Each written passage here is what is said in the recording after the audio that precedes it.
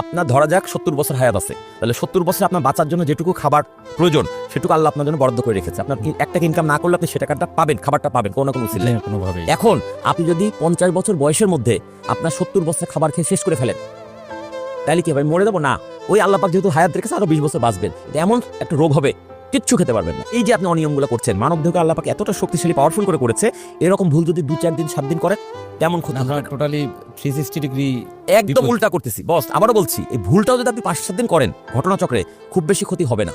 কিন্তু আপনি একই ভুল যদি আপনি বছরের দিনের পর দিন, মাসের পর মাস, বছরের পর বছর করতে থাকেন, এই মেশিনটা ঠিক থাকবে কিভাবে? এবং আপনি যদি অসুস্থ হন, কোনো কোম্পানি আপনার শ্রম কিনবে না। আপনি ভালো একটা চাকরি পাইলেন, 5 লাখ টাকা বেতনের চাকরি ঢুকলেন, কদিন পর আপনি হয়ে গেলেন অসুস্থ, কোম্পানি কয়দিন আপনাকে সহ্য করবে আপনি বলেন? না, এটা প্রথম ধরলাম ভালো কোম্পানি, খুব এমপ্লয়ি বান্ধব কোম্পানি, 1 মাস ছুটি দেবে, 2 মাস ছুটি দেবে, 3 মাসের মধ্যে কি বলবে?